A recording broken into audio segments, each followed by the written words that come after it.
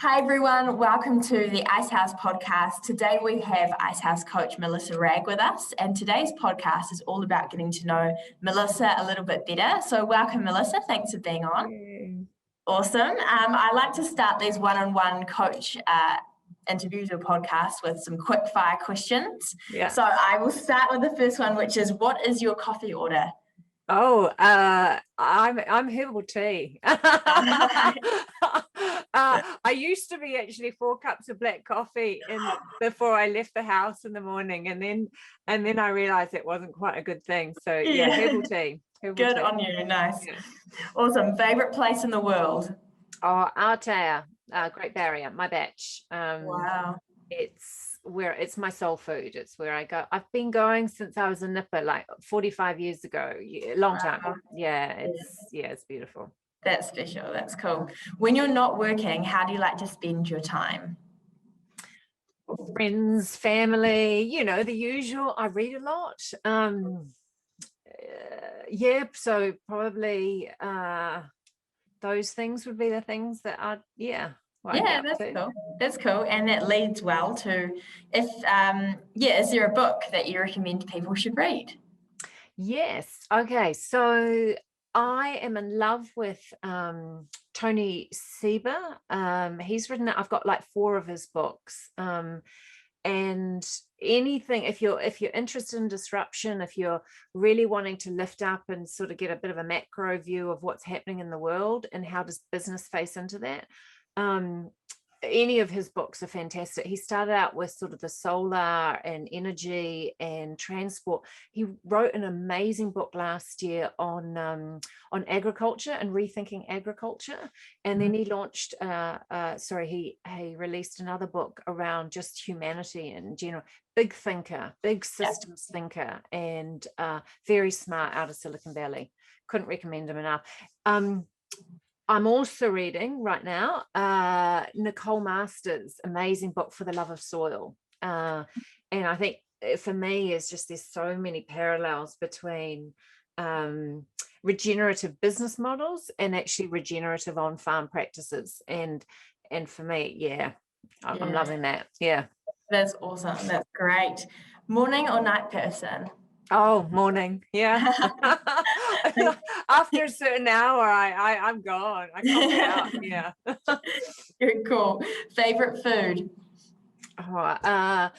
Whitaker's dark Ghana 72% chocolate. That's my go-to. And I'll eat it after breakfast. I have no problem eating chocolate throughout the day. Yeah, I love chocolate. That is 100% my weakness. So I can relate there. First ever job? Gillette. Back in the 90s, I was a product brand manager for Gillette. Amazing job. Classic FMCG, generalist. It's great.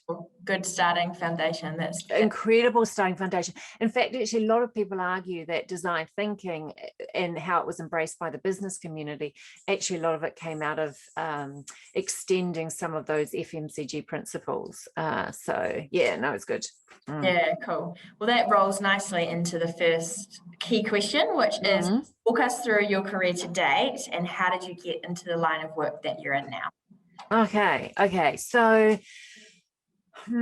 I've always played in this space after Gillette, actually, of transformation. And so I've moved quite quickly from job to job. So after Gillette, I went off to the UK and sort of played in massive supermarkets, overturning their bottom line growth. And then I worked for British Telecom and did a whole lot of stuff in kind of new media. We were playing with iPads back in the 90s. Crazy. And then I worked Prudential with on the insurance side. And you might think that's really, really boring, but it gave me some incredible principles around understanding lifetime value, because the actuaries there understand full net present value and bringing it back, and it gave me a really, really strong commercial grounding in terms of sort of value chain and volumetrics. Then I came back to New Zealand, I ran the product management and strategy departments at ANZ and was part of their M&A team as we bought National Bank. And then Westpac called me up and poached me. And then I sort of found myself before the age of 30 running sort of $50 billion of funds under management and, off balance sheet, on balance sheet deposits lending. Wow. Yeah, suited and booted, had the pearls, shoulder pads, stilettos. I had my game face on, and it was fun. Don't get me wrong, really, really fun. But I've always been values based, and so then actually I moved to retail after that to go a little bit faster and ran the marketing department at the warehouse when that was the largest budget in New Zealand. And that was going through a massive transformation as well. So, and then I had kids, and then I was like, oh, look, I can't look them in the eye and say that what I'm doing is just feathering my own nest. I want to be able to be contributing to the world. And that's when I moved to the bright side. And, I sort of became what I call it, like a corporate refugee, got out of the big world and then took on EcoStore, and took them, through their transformation from sort of hippie fringe to mainstream cool.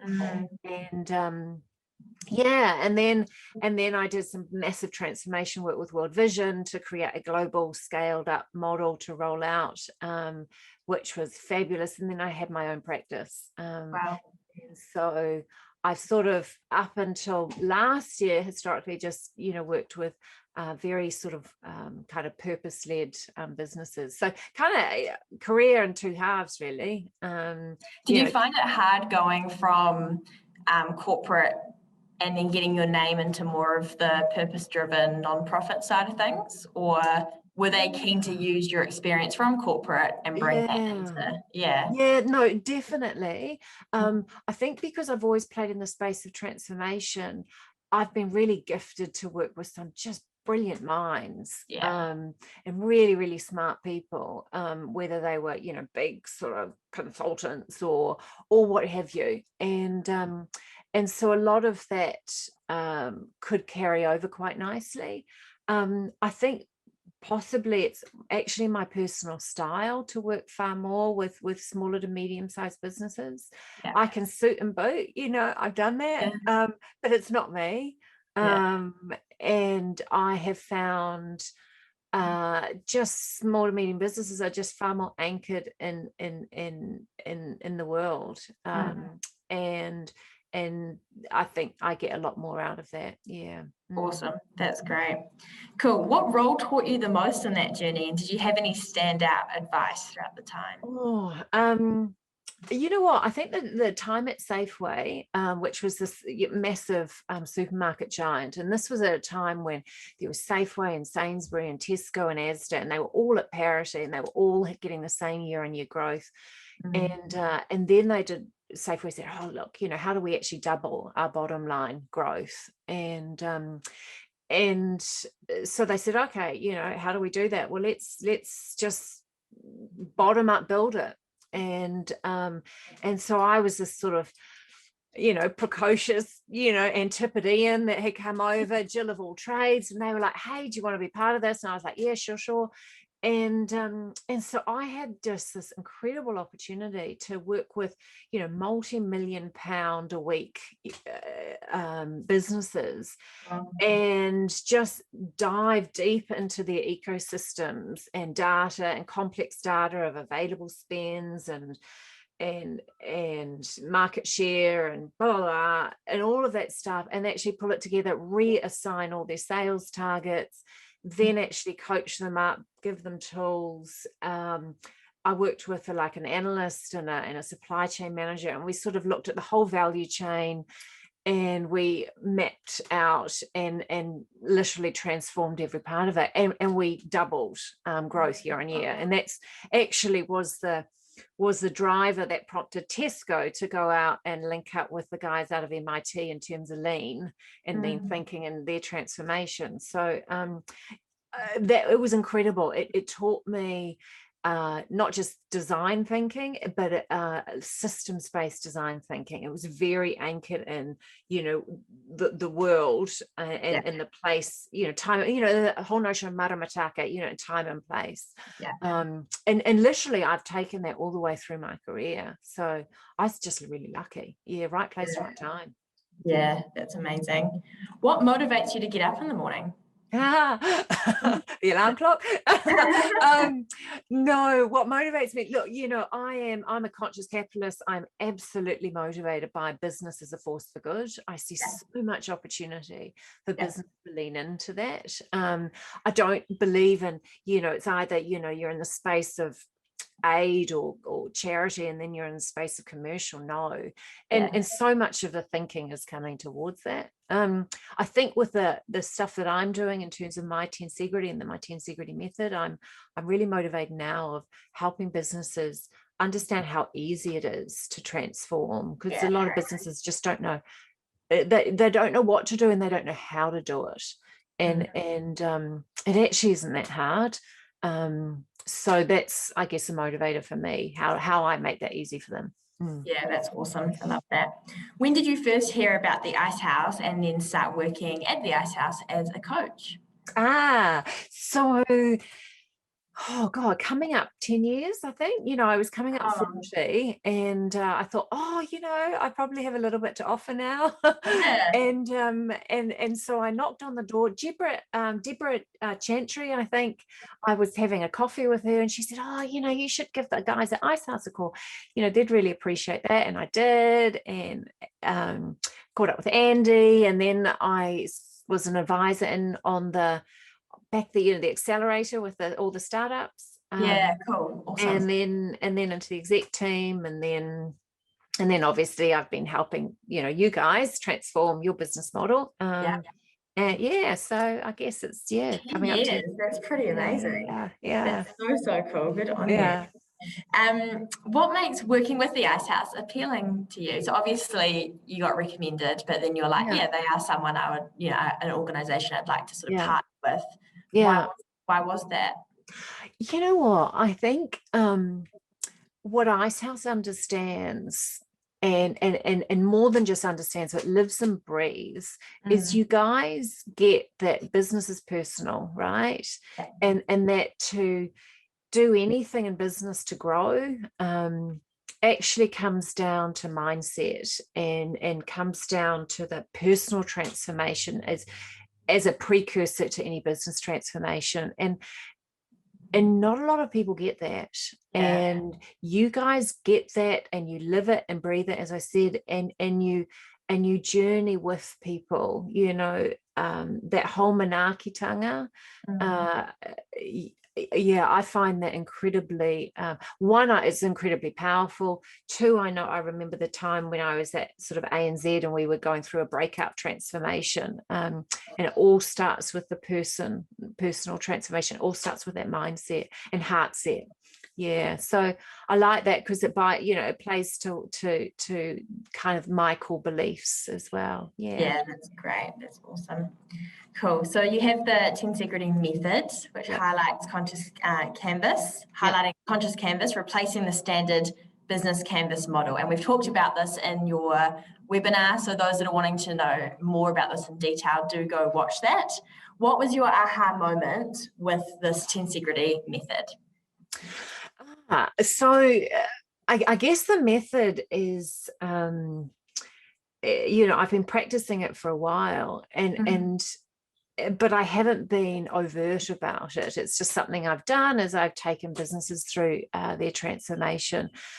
And I think it was last year, and, pivoting and all the businesses rushing out and grabbing hold of the lean canvas and doing that exercise themselves on.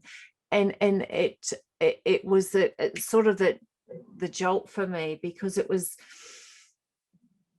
look, don't get me wrong, business canvas is amazing, lean canvas is amazing, I'm resting on the shoulders of giants here, but it's not anchored in the real world, and because of that it's not future fit, because we've got massive structural forces coming on stream now that are changing the game of business, and you've got to be able to predict that. It's like this wave coming in. You can either be on the crest or on the, you know, the wave or on the backwash. And so that started going, oh, you know, hold on a minute here. We need to think a little bit deeper. And so that was like, I need to crystallize this. I need to be more overt around it. Yeah. It's something you were doing for quite a while, and then you wanted to put totally. And you know what, I mean, it's facing into that ongoing thing of you know, innovation is, you know, that is all about that great idea, you know, what's the bright idea, all the bright and shiny of technology. And it's like, you know, actually, no, there's a whole lot of questions you've got to ask first. You know, you design off the need, not the bright idea. And so I've just seen so much time and money wasted by businesses who go straight into the execution without actually having the strategy, and prior to that actually understanding what's their ecosystem and who are their customers and what's the problem they're trying to solve, what's the unmet market need they're serving. Totally. Yeah, that's awesome. What are some common key trends and themes that you see in society and business that support your method? Yeah, I think, like I said before, there's massive structural shifts going on right now in terms of economic policy, structural shifts in terms of, you know, accounting standards within the investment community, you know, big pricing signals are going to start to come on stream that is going to change the game of business. And it is already, you know, it's not in the future. It's happening now. It's happening, you know, quite a lot. So I think it's being able to understand that and play into that. And historically, you know, people kind of think about Horizon 3 and they go Horizon 1, Horizon 2, Horizon 3. And actually, no, we're in a disrupted world right now. You need to think of, you know, emerging trends, converging, you know, diverging. So all now it's a compressed world that we live in. So I think that's probably the big one. Then it's just the fact that, you know, if you're not thinking about environment and ethics, and or maybe you're thinking about it, but just as a sort of a compliance tick box exercise, you're missing the mark. You know, you've got the millennials, you've got the zoomers coming in. This stuff is baked into their DNA. You've got cancel culture, you've got brands that will make or break it off the back of it. This is all about your demand and demand-led growth. So that would be the other thing, is you thinking about ethics and environment as strategic levers. And I think the other thing that I find really exciting is there's some big changes in the way businesses are set up. You know, businesses historically being really hierarchical, you know, command and control, very sort of linear make waste approaches, and you've got the circular economy coming in, you've got the sharing economy coming in, you've got shifts in terms of, you know, moving to sort of decentralized distributed models. Tony Sieber talks about that a lot. And it's totally changing the game in terms of how you set yourself up, what you own, what you don't, what you partner with, and that is incredibly exciting. And I think the opportunity is so often, you know, small businesses, we think, oh, you know, I don't have access to this IP, or I don't have access to this, you know, money, or whatever it might be. But actually, all of those kind of perceptions are nothing more than preconceptions, and it's an old story, it's an old narrative, and that's not the world that we're facing into. So that's kind of that comes into play. It's kind of different rules, different thinking. Totally, that's great. How do you go about coaching a client in this method? So what's a good first step that they can take? Yeah, well, first step is always around understanding your ecosystem. Yeah. You know, and this is your market system, this is your business ecosystem, as well as your real world ecosystem. This is, you know, kind of like the who's who in the zoo. You know, who are all the players, and what are all the trends, and where's the growth coming from, and what is the size, and are we, you know, what's happening offshore and onshore? Because, you know, we're in this global world now. We can't just think local. You know, even if we have no intention to export, global players are coming on, you know, onshore to us. So we've got to have that lift up. So understanding, you know, what's happening, understanding those future forces on the demand side, on the supply side, is absolutely critical to help sort of flesh out where the risk is, but more exciting where the opportunity is. And then it's about strategic choices. So yeah, that's always the first place to start. That's great. That's great advice. What are other areas of expertise that you have that you coach in specifically at the Icehouse or? Yeah. So look, I play in the space of strategy and innovation, you know, for growth. But I do, you know, some stuff around purpose, you know, finding your why, and marketing, but more in the sense of brand, you know, in terms of what do you stand for, what do you believe in, what do you live by. And that's really facing into this whole new world, and it's a different recipe for success. Yeah, it's a good place to start though with the what is your why, you know, and then so much more flows from that when a business and a business owner can understand that fully and communicate it in a really effective way. So that's absolutely. Yeah, that's cool. What piece of advice would you give a business owner of a small, medium-sized company right now? $1 million question. Look, I think it's probably it's giving yourself permission to actually stop and lift up and ask yourself, you know, am I future fit? And how much of my business model is playing to what I'm certain of and I have command and control over, and how much am I actually leaning a little bit more into that uncertainty and the things that I don't yet know. And I think the advice I'd say is give yourself permission, because what you'll find when you do that is there's a whole lot more opportunity than you think. Yeah, that's great. I think too many people and business owners may be scared to start something new or, you know, think differently because it's what they've done has worked, but that won't help them in 10 years time, you know. Look, it won't help them in 2 years time. 2 years time, yeah. Totally. And that's the thing is that time has been massively compressed down. So this is not about should I or shouldn't I. It's a matter of I'm going to have to do it.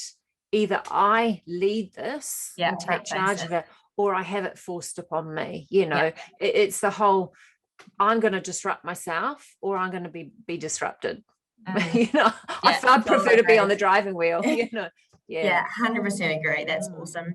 What excites you the most about the future of New Zealand business?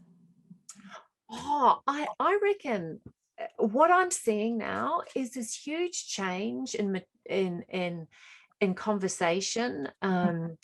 It kind of, historically there's been that, you know, I've got the beam of the batch, the boat, you know, that kind of mentality. Don't need much more. I'm seeing this kind of a greater maturity, a greater sense of ambition, a greater sense of lifting up and playing a bigger game. Totally. Oh my gosh, you know, every conversation I have, I'm seeing these incredible businesses out there, and we are crap. You know, we hide our light under a bushel, and there are some incredible businesses out there, and we often look to best practice and we look offshore, and we really need to be seeing this is what people are doing down the road. This is what people are doing around the corner, and grabbing hold of that, because there's some real smarts. And I'm quite excited by that. Yeah, that is exciting. And to finish on a fun note, what is an interesting fact about you? I'm a mean baker. I have been baking, since I was 7 years old, and I've got an incredible sweet tooth, as I pick it up on the chocolate. But I make up my own recipes, and I sort of can roll between the dairy-free, gluten-free, any of that kind of stuff. But I like to play around. I'm always the one who's assigned to desserts when it comes to the functions. Awesome. That's so cool. Thank you so much, Melissa, for being on the podcast today. I feel like I've learned lots about you, and it's a great collab with your webinar that you have done. So I do encourage all the listeners to tune into that webinar and dive deeper into her methods. And you'll learn heaps. Your mind will be blown, and it's very important, like you've mentioned. So thank you, Melissa. I really appreciate your time. Absolute pleasure. Cheers, Bryar.